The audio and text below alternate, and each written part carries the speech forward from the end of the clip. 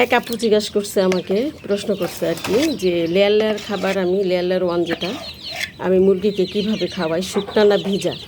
না আপু, আমি শুকনা খাওয়াই না। আমি শুকনা যখন দিতাম ওরা পাও দিয়ে একদম বিচ্চা টিচ্চা বাইসা বাইসা খায়। আর এই যে গমের ভুসির সাথে মিশিয়ে দিই না, এইটা আর কোনো বাসাবাসি নেই, খুব সুন্দর খায়। তবে এগুলো বাচ্চাদের জন্য না, বড়দের জন্য। তো আগে প্রথমে আমি বাচ্চার রুমে ঢুকছি আর কি। এইগুলো হলো বড় ডিম পাড়া মুরগির জন্য, আর এই হলো বাচ্চার জন্য।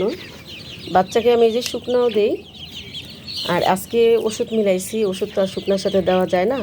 এখানে গমের ভুসির সাথে আপনার ওই দিচ্ছি আমি, যে ছোটো সোনালি ফিটটা, এটা দিয়া ওষুধ দিয়ে একদম মাখায় তারপরে নিয়ে আসছি। আজকে একটা নাপা ট্যাবলেটও দিচ্ছি, কারণ আমার কিছু বাচ্চা এখানে একটু ঝিমা ঝিমা করতেছে, শরীরটা গরম, অসুস্থ, এগুলো আলাদা করে রাখছি।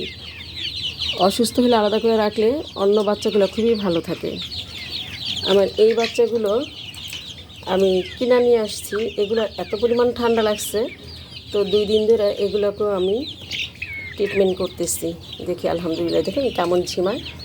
দেখছি যে নাকে পানি আছে, তারপর নিয়ে আসলাম। এর আগে 5টা নিয়ে আসছিলাম, আল্লাহর মতো অনেক বড় হয়েছে, ওই যে দূরে, আর একটা মারা গেছে। তো এই দেখে আবার আনলাম, কিন্তু জানি না এগুলো সুস্থ করতে পারবো কিনা। সবাই দোয়া করবেন যেন সুস্থ হয়ে যায়।